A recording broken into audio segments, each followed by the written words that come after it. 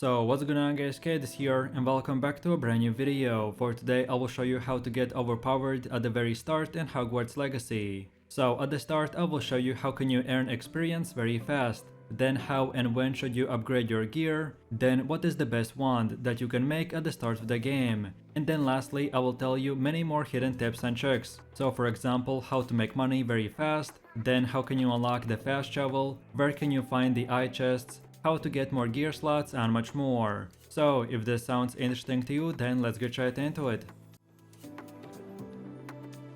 So then first of all, you want to use the Revelio spell all the time to reveal hidden things in the world and earn XP faster. Revelio is basically like a wizard vision and will highlight objects, enemies and more in the world. It will work through walls, showing enemies, loot, incredible objects, and basically anything that you might need or want. Use it at all time for exactly that reason. It will also reveal the plenty of field guide pages for you to collect, which can often turn up in some unassuming places. Out of all Hogwarts Legacy spells you will unlock, this one you will want to use constantly. So then moving over to the second one, and players in the first 2 hours of the game can choose their own wand in the form of length, wand core and wood type. In general there are 3 wand cores. The first one is called the Dragon's Heartstring. Wands made from the Dragon's core are easier to adapt and learn than others. Dragon Heartstring are the most powerful yet the easiest core to turn to the dark arts. Then the second one is called the Phoenix Feather. Phoenix cores are capable of producing a great range of magic. It is one of the most rare wand cores. The Phoenix Feathers are the hardest to turn docile and are the most difficult one to secure loyalty. Then the third one is called the Unicorn Tail Hair. Although not the most powerful core of the wands, the Unicorn's core are the least prone to mishaps when casting a spell. They're literally the opposite of the Dragon's core. Wands made with Unicorn Tail Hair are also the least likely to turn to the dark arts. Then moving over to the next category, and in general there are 38 types of wood. And I would recommend to go with the walnut, as walnut wands are terrifyingly powerful when possessed by a wizard or a witch, making it very dangerous when in the hands of those without morals. And then lastly we can pick the wand's length. Players can choose between 9.5 inches and 14.5 inches for the length of their wand. This will not affect the gameplay and is purely only for cosmetic purpose. So in a quick summary, for the best overall wand you want to pick the Dragon's Heartstring core, then the walnut wood type, and for the length go with the max, which is 14.5 inches, because the longer the better. There are 4 difficulty settings in Hogwarts Legacy: Story, Easy, Normal and Hard. Players can change the game's difficulty while playing the game in the gameplay options screen under the settings menu. This can be useful for players that find a particular quest challenging, or if you just want to try out the different difficulty options. So to do this at any time, just pause the game and select the settings menu. Then select the 4th option on the settings menu to open the gameplay options screen, and then hover over to the difficulty option, and then select it to show a drop down menu that will contain all the available difficulties, and it's that simple. Then moving over to the next one, and pretty much everything that you can do in this game is locked behind the main mission checkpoint. While you might want to unlock the Hogwarts Legacy broomstick super fast or learn a particular spell right away, the game absolutely won't let you do anything before it's ready. Everything is locked behind the story, so don't waste any of your time trying to look for anything. You'll get there when you're allowed and no sooner. So in the first 2-3 hours of the game, I would recommend to just follow the main story, and then the game will allow you and actually reward you if you explore it a bit later. So you keep all the clothing you find for Chance Mug, regardless of whether you sell it or not. So you will find a lot of clothes and other accessories in your adventures, and the majority of them are downright awful. Thankfully the game has a Chance Mug from the very beginning, meaning that you can dress up your witch or wizard with exactly that type of look that you want, rather than a mess of whatever your highest level kit is. So you can change the appearance of each of your items of clothing by hovering over it and pressing the square or X, and you will notice that you retain the look of everything you were ever picked up, even if you sold it. This comes very handy, especially if you get a better item, but if you still want to wear the old outfit. Then for the next one, I would recommend to check your gear all the time. to swap in the higher level items to improve your stats. So you'll be getting and picking up slightly better wizard robes pretty much the entire time that you are playing. The sheer volume of gear you will accumulate means that you will often forget to check what you've been collecting. So make a habit of checking your gear regularly, as you will get some pretty good items very early. You can improve your stats by switching to better gear all the time, and you'll see a green arrow indicating better stats next to the items as you collect them, and if red then it's weaker. So if you're able to, then swap the items as soon as you see the green icon.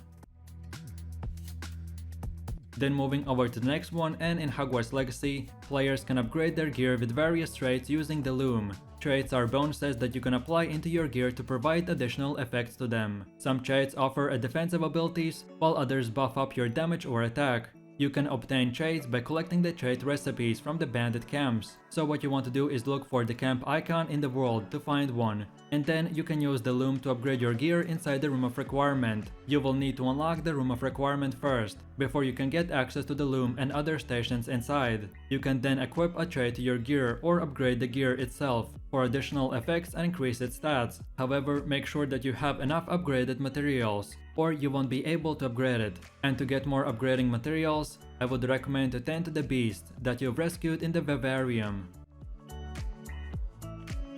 So you have limited inventory space for gear, and all of your gear shares the same space, so you might not be able to pick up a new pair of gloves if you already have a huge hat collection. Luckily, there's no reason to hold on to low level items in your inventory. It will only ultimately just prevent you from getting new items. So to simply make extra money, all you want to do is go to the vendors and sell all of your unused gear. In Hogwarts Legacy, the flying broom can be used to fly around the open world quickly. It is also required to play the broom races for the Godfly trophy and achievement. You can unlock the flying broom by completing the main quest called the Flying Class. This happens automatically about a third into the story, which should be about 5+ hours into the game. Then when you finish the quest, then you can buy flying brooms from the Spin Witch's Sporting Needs in Hogsmeade. It will cost 600 money. Like I said previously, you can get money quickly by selling old gear items that you no longer need.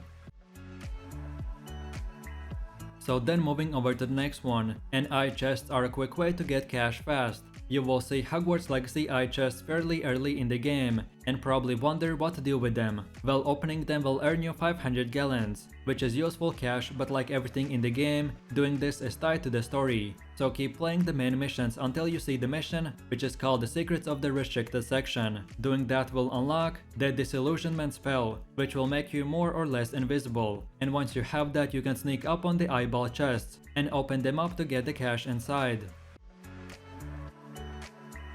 So there are a variety of shops in Hogsmeade, and if you ignore any of them, then you will be in trouble later. I already mentioned the Tomes and Scrolls along with the Broom and Peck, but the Dogweed and Deadcap to the north of the Hogsmeade is the only place that you can buy a variety of necessary seeds, while the potion recipes will only come from the J. Pippin's potions. Gladrak's Wizardware will also sell gear that should be appropriate for your level, which will make you very strong, and this will be ideal if you need a quick power boost before you're fighting a big monster. I would usually recommend to buy all the Tomes and Scrolls, and then if you still want to slightly improve your character, then look into the better gear. But mainly the best items will be the ones that drop from monsters, or the ones that you can craft, or even the ones that you can collect from quests.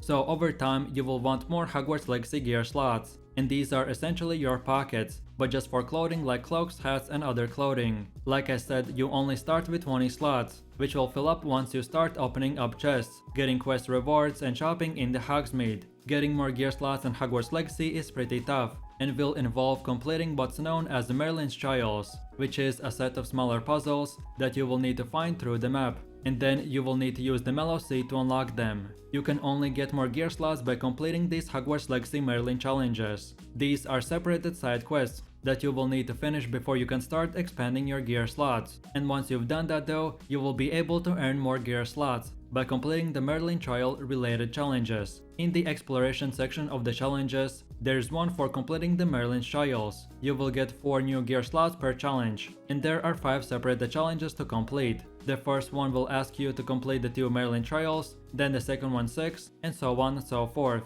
That means that there are a total of 20 additional gear slots up for grabs by completing the Merlin's Trials.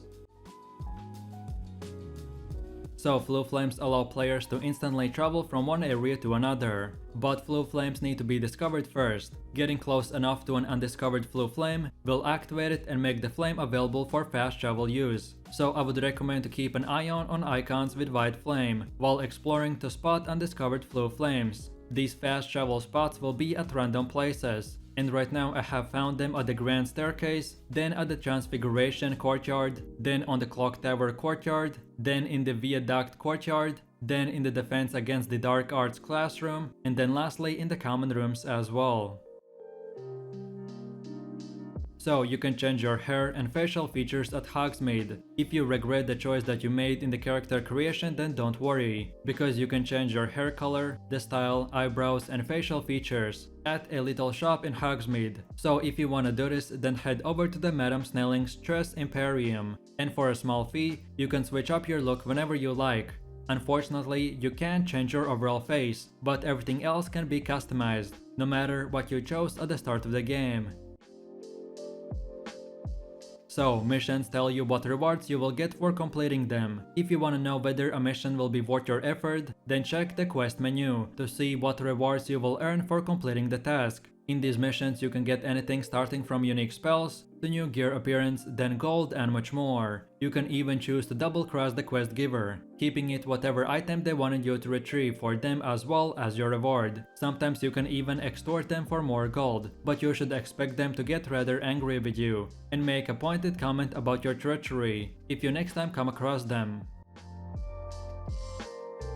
So then for one of the last steps, and I would recommend to collect every ingredient that you can see in the open world, because all of that will be useful later for potion making. As you run, fly or swoop around the map, you might come across potion ingredients growing in the wild. Some ingredients such as Horklum juice and Jumping Toadstool are very important for brewing helpful concoctions, like the Wingenveld potion or the Erduris potion. To save yourself time later down the line, scavenge as many wild ingredients as you can. There is no max capacity for the ingredients that your character can hold, so it's better to take all that you can. When you eventually unlock the Hogwarts Legacy Room of Requirement, then you will be able to grow and harvest your own resources.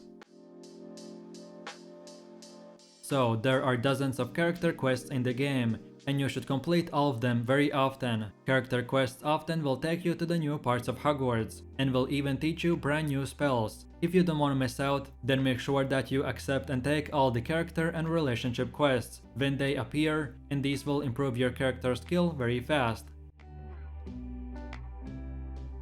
And then for the last and final tip, we have the Room of Requirement, and this is a bit of a home base in Hogwarts Legacy, and you will be able to customize it in a variety of ways, including by placing furniture and decoration. Most importantly though, you will be able to grow plants, then place potion stations, then you will even get a vivarium, in which you can store your rescued beasts. I would strongly recommend for you to work with Professor Weasley, so you would be able to unlock this room as early as possible, and that's about it. So with that said, I really do appreciate everyone for watching guys, and I hope you enjoyed it. If you have any suggestions, feedback or other good Hogwarts Legacy guides that you would like to see in the next video, then feel free to leave your comments in the comment section down below. And while you're doing that, please click like, subscribe and enable that notification bell, so this way you could support the channel and you won't miss any more amazing content from me. With all this said, you have an amazing day and I will see you in my next video, so take it easy, peace.